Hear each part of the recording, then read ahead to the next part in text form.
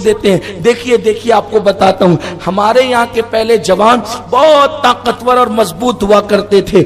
आज के जवान फुसफुसे होते हैं। पहले के जवान 100 किलो की गोनी भी कमर पे उठा करके ला करके रख देते थे। अब तो ऐसा है, खुद का 5 किलो का बच्चा लाते तो हप हप करते हैं। उसकी वजह क्या है? हंसने की बात नहीं, सिर्फ मगरबी तहजीब का नुकसान बता रहा हूँ। मेरे आका अलैहिस्सलाम के दीवानों, पहले आपकी ग़िज़ा क्या थी पता है? पहले आपकी ग़िज़ा आप गुड़ खाते थे। पहले आपकी ग़िज़ा क्या थी? आप जो है वो रोटी खाते थे। आपकी ग़िज़ा पहले क्या थी? आप खजूरें खाते थे, आप जैतून खाते थे। लेकिन अब आपकी ग़िज़ा क्या है? मगरिब ने आपके हाथ में पिज्जा पकड़ा दिया, तो अब आप पिज्जे के चक्कर में पकड़कर पिज्जे के चक्कर में पड़ गए। अब आप ये कहते अपने को ये नहीं चलता, अपने को तो ये चलता है। आपको नहीं पता इसका नुकसान क्या है। मगरिब आपको हर उस तरफ ले जाती है।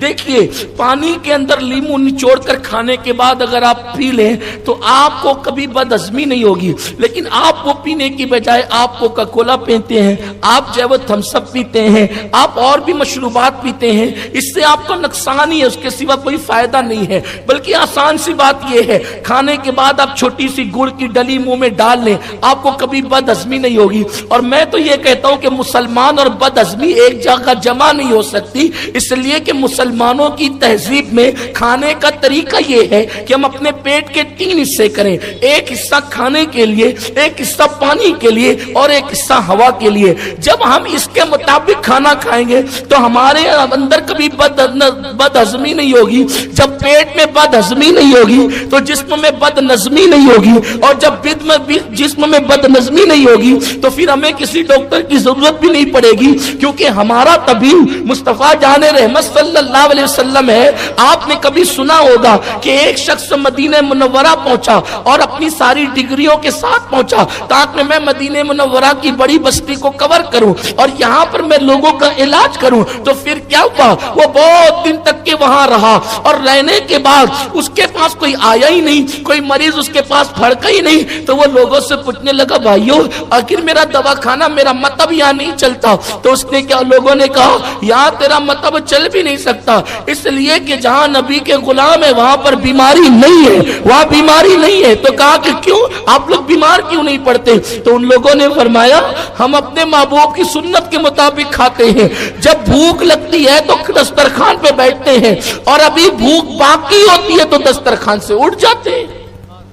यानी भूखे बैठकर भूखे उठ जाते हैं, इसलिए हम बीमार नहीं पड़ते। और आपको बताऊं, अब अगर कोई नया नया डॉक्टर BUMS करके आता है या और भी डिग्री लेकर आता है तो वो बस्ती ढूंढता है मुसलमान की। कौन सी बस्ती ढूंढता है?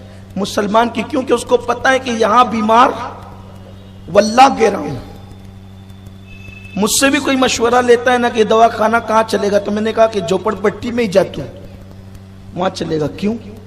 नहीं, मजाक नहीं कर रहा हूं, हंसने की बात नहीं है। हैरत है, तुम्हारे दीन की अहमियत तुमने नहीं समझी, दूसरों ने समझी।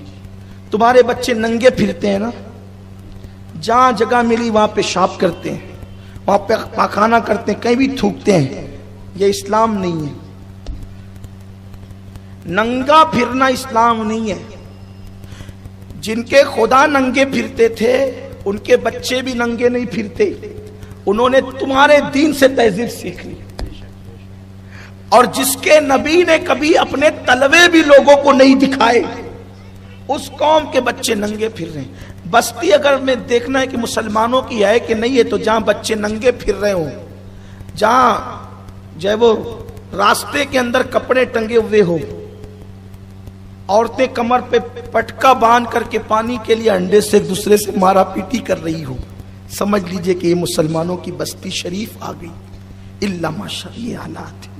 घर के आंगन में कचरा पड़ा हो, गंदी बदबू आ रही हो, नालियों का पानी बह रहा हो, ये सारी चीज, ये आपकी बस्ती की निशानी है।